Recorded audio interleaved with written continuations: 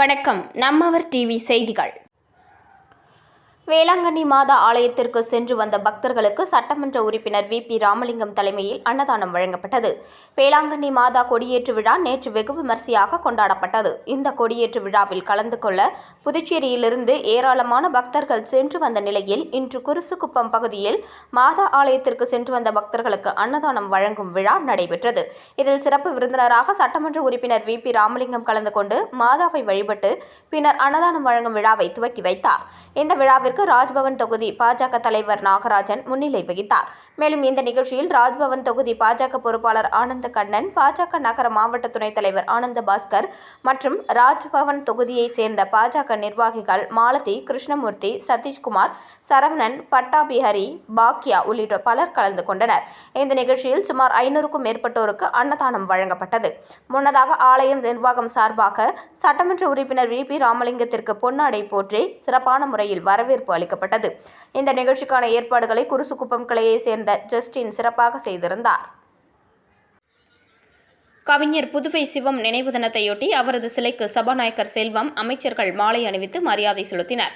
புதுவை அரசு சார்பில் கவிஞர் புதுவை சிவம் நினைவு நாள் அனுசரிக்கப்பட்டது. இதனையொட்டி காமராஜர் சிலை, சித்தன்குடி சந்திப்பில் அமைந்துள்ள அவரது திருவுருவ சிலைக்கு சட்டப்பேரவைத் தலைவர் செல்வம், பொதுப்பணித்துறை அமைச்சர் லட்சுமி நாராயணன், ஆதிதிராவிடர் நலத்துறை அமைச்சர் சாய் சரவணகுமார், சட்டமன்ற உறுப்பினர் பாஸ்கர் என்கிற தட்சிணாமூர்த்தி ஆகியோர் மாலை அணிவித்து மரியாதை செலுத்தினார். அதனைத் தொடர்ந்து கவிஞர் புதுவை சித்தன் குடும்பத்தினர், தமிழ் ஆர்வலர்கள், கவிஞர்கள் உட்பட பலர் புதுவை சிவம் அவர்களின் சிலைக்கு மாலை அணிவித்து மரியாதை செலுத்தினர். ஆதிதிராவிடர் நலத்துறையில் பணியாற்றி ஓய்வு பெற்ற இருவருக்கு பணி நிறைவு பாராட்டு விழா துறை இயக்குநர் இளங்கோவன் தலைமையில் நடைபெற்றது. ஆதிதிராவிடர் மற்றும் பழங்குடியினர் நலத்துறையில் உள்ள ஊழியர்கள் ஓய்வு பெறும்போது அவர்களுக்கு நலத்துறை இயக்குநர் இளங்கோவன் கௌரவப்படுத்தி வழியனுப்புவது வழக்கம். அதன்படி ஆதிதிராவிடர் நலம் மற்றும் பழங்குடியினர் நலத்துறையில் முதுநிலை கணக்கு அதிகாரியாக பணியாற்றிய ஸ்ரீதரன், பல்நோக்கு ஊழியராக பணியாற்றிய பக்தவச்சலம் ஆகியோர் நேற்று பணி ஓய்வு பெற்றனர். இவர்களுக்கு பணி நிறைவு பாராட்டு விழா நலத்துறை அலுவலகத்தில் நடைபெற்றது. விழாவில் ஆதிதிராவிடர் நலத்துறை இயக்குநர் இளங்கோவன் ஓய்வு பெற்ற இருவருக்கும் சால்வை அணிவித்து வாழ்த்து தெரிவித்தார். நிகழ்ச்சியில் கண்காணிப்பாளர்கள் பழனி, லவாஸ், வேல்முருகன், கதிரவன், தேவி, நல ஆய்வக அதிகாரிகள், ஊழியர்கள் பலர் கலந்து கொண்டு வாழ்த்தினர்.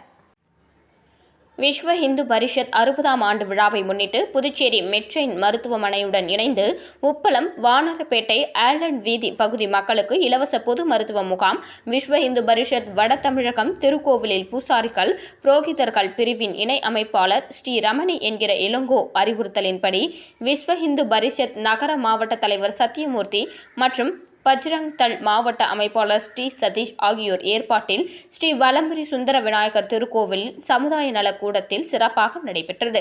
இந்த மருத்துவ முகாமினை ஸ்ரீ தட்சிண காளி சித்தர் பீடாதிபதி தவத்திரு அருள்மிகு அடிகளார் மற்றும் புதுச்சேரி பாரதிய ஜனதா கட்சி மாநில செயலாளர் டாக்டர் வெற்றி செல்லம் ஆகியோர் இலவச மருத்துவ முகாமினை துவக்கி வைத்தனர்.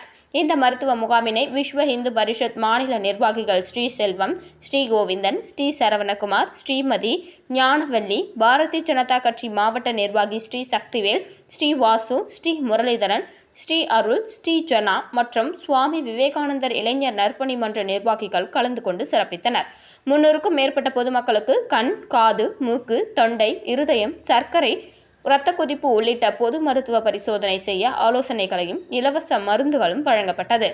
மெட்ரெயின் மருத்துவமனை டாக்டர் ஷேக் அஸ்லாம் மற்றும் மருத்துவ குழுவினர்களுக்கு விஸ்வ இந்து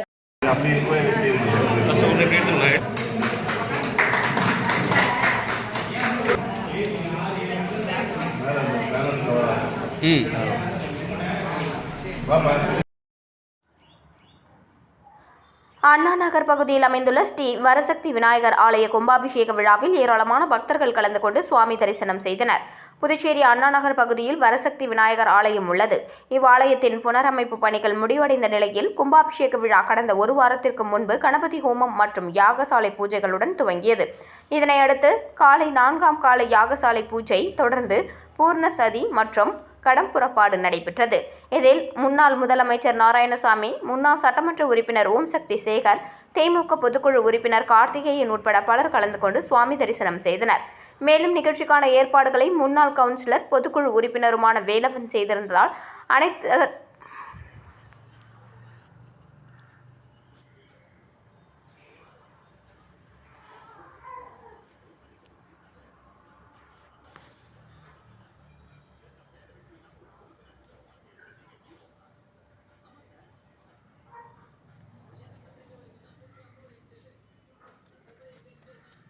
மேலும் நிகழ்ச்சிக்கான ஏற்பாடுகளை முன்னாள் கவுன்சிலர் பொதுக்குழு உறுப்பினருமான வேலவன் செய்திருந்தார்.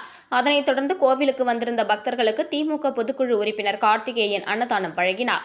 நிகழ்ச்சிகளின் ஏற்பாடுகளை ஆலயத்தின் நிர்வாகிகள் செய்திருந்தனர்.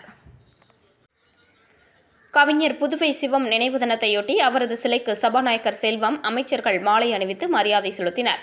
புதுவை அரசு சார்பில் கவிஞர் புதுவை சிவம் நினைவு நாள் அனுசரிக்கப்பட்டது. இதனையொட்டி காமராஜர் சிலை, சித்தன்குடி சந்திப்பில் அமைந்துள்ள அவரது திருவுருவ சிலைக்கு சட்டப்பேரவைத் தலைவர் செல்வம், பொதுப்பணித்துறை அமைச்சர் லட்சுமி நாராயணன், ஆதிதிராவிடர் நலத்துறை அமைச்சர் சாய் சரவணகுமார், சட்டமன்ற உறுப்பினர் பாஸ்கர் என்கிற தட்சிணாமூர்த்தி ஆகியோர் மாலை அணிவித்து மரியாதை செலுத்தினார். அதனைத் தொடர்ந்து கவிஞர் புதுவை சித்தன் குடும்பத்தினர், தமிழ் ஆர்வலர்கள், கவிஞர்கள் உட்பட பலர் புதுவை சிவம் அவர்களின் சிலைக்கு மாலை அணிவித்து மரியாதை செலுத்தினர்.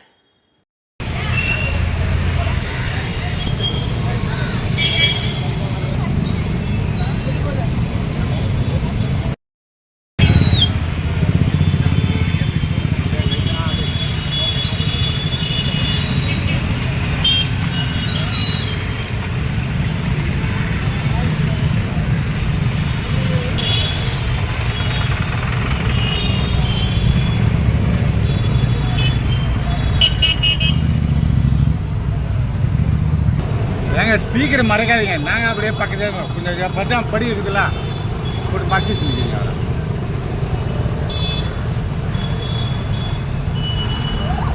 எம்எல்ஏ இருக்காங்க.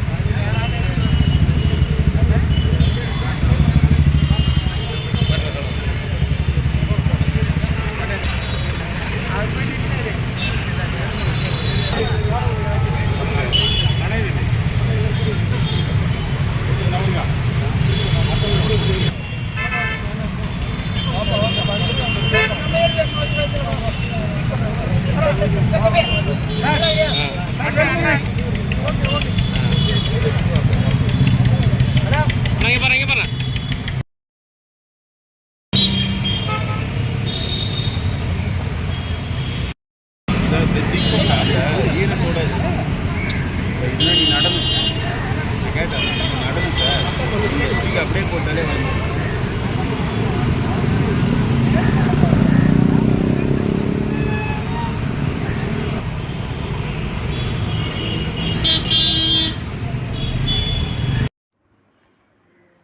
ஜெர்மனி நாட்டில் நடக்கவிருக்கும் உலக அளவிலான கயிறு இழுக்கும் போட்டிகளில் ஆடவர் மற்றும் மகளிர் அணிகளுக்கான போட்டிகள் நடைபெற இருக்கிறது. இந்த போட்டியில் மொத்தம் 24 நாடுகள் கலந்து கொள்ள இருக்கிறது. இந்த போட்டியில் இந்திய ஆடவர் மற்றும் மகளிர் அணிகளும் கலந்து கொள்ள இருக்கிறது. இதற்கான இந்திய அணி தேர்வு 3 கட்டமாக கேரளா, டெல்லி, ஹரியானா போன்ற மாநிலங்களில் நடைபெற்றது. இதில் நம் புதுவை மாநிலத்தை சேர்ந்த விளையாட்டு வீரர் பாரதிதாசன் இந்த 3 தேர்வுகளிலும் கலந்து கொண்டு இறுதியாக இந்திய அணியில் இடம்பெற்று புதுவை மாநிலத்திற்கு பெருமை சேர்த்துள்ளார். வருகின்ற 3/9/2024 அன்று டெல்லியிலிருந்து இந்திய அணி ஜெர்மன் நாட்டிற்கு புறப்பட இருக்கிறது. இதில் புதுவை மாநில வீரரான பாரதிதாசன் இந்திய அணியில் இடம்பெற்றதற்காக இவரை புதுவை மாநில கயிறு இழுக்கும் சங்கத்தின் சார்பாக புதுவை மாநில கயிறு இழுக்கும் சங்கத்தின் தலைவரும் புதுவை மாநில எதிர்க்கட்சித் தலைவருமான சிவா வாழ்த்தி பாராட்டினார். அவ்வமயம் பாகூர் சட்டமன்ற உறுப்பினர் செந்தில்குமார், திமுக பொதுக்குழு உறுப்பினர் கோபால், சங்கத்தின் செயலாளர் சுந்தரமூர்த்தி, தொகுதி செயலாளர்கள் சக்திவேல், நடராஜன், சுற்றுச்சூழல் அணி நவீன், கிளை செயலாளர் அகிலன், பயிற்சியாளர்கள் நந்தகோபால், பார்த்திபன் மற்றும் கழக நிர்வாகிகள் ஆனந்த், பிரவீன், மோகன், கௌதம் ஆகியோர் உடனிருந்து வாழ்த்தி வழி அனுப்பி வைத்தனர்.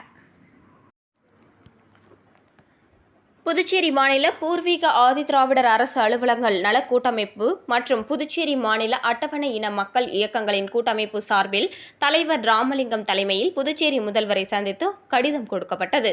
அதில் புதுச்சேரியில் உள்ள பூர்வீக ஆதிதிராவிடர் மக்களுக்கு மட்டுமே இடஒதுக்கீடு மற்றும் நலத்திட்ட உதவிகள் வழங்க வேண்டும் என்றும், தலைமை செயலரின் 2015 அரசாணை நடைமுறையில் உள்ளபோது ஒரு சில அரசியல் கட்சிகள் தவறான பிரச்சாரத்தை பரப்பி வருகின்றனர். குடிபெயர்ந்த மக்களுக்கு அரசியலமைப்பு சட்டத்தின்படி 1964 ஆதாரம் இல்லை என்றால் அவர்கள் பொது பிரிவினர்கள் என்பதை வலியுறுத்தப்பட்டது. தற்போது பட்டியல் சமுதாய பிரிவுகளில் 16வது பிரிவாக சேர்க்கப்பட்டுள்ள புதிரை வண்ணார் பிரிவினருக்கு 1964 ஆண்டு ஆதாரம் இல்லை என்றால் அவர்கள் குடிபெயர்ந்தவர்களாக எடுத்துக் கொள்ளப்பட வேண்டும் என்ற கோரிக்கை கடிதம் கொடுக்கப்பட்டுள்ளது. இந்த சந்திப்பின் போது கூட்டமைப்பு பொதுச் செயலாளர் சரவண பெருமாள், கலேதோனியன், துணைத் தலைவர்கள் நாகலிங்கம், ஆறுமுகம், ஆலோசகர்கள் கிருஷ்ணமூர்த்தி, SKC கஜேந்திரன், செல்வராஜ், மகளிர் அமைப்பு தவமணி, அங்கன்வாடி ஊழியர் சங்க நிர்வாகிகள் ஜான்சி ராணி, விமலா, இந்திய குடியரசுக் கட்சி சிவக்குமார், பூர்வீக பழங்குடியினர் கூட்டமைப்பின் பொதுச் செயலாளர் அரங்கநாதன், பூர்வீக சமுதாய அமைப்பை சேர்ந்த நாகமணி, கலியபெருமாள், தினேஷ், இருதயராஜ், பார்த்தசாரதி, ஃபஸ்தே மற்றும் பலர் கலந்து கொண்டனர். கோட்டுச்சேரி கொம்யூன் MGR சாலை தென்கரை பகுதிக்கு சாலை அமைத்து தர வேண்டி அப்பகுதி மக்கள் வைத்த கோரிக்கையை ஏற்று நெடுங்காடு கோட்டுச்சேரி தொகுதி சட்டமன்ற உறுப்பினர் சந்திர பிரியங்கா உடனடியாக கொம்யூன் பஞ்சாயத்து அதிகாரிகளுடன் நேரில் சென்று சாலைகளை ஆய்வு செய்து அப்பகுதி மக்களிடம் விரைவில் சாலை அமைத்து தர நடவடிக்கை எடுக்க உறுதி அளித்தார்.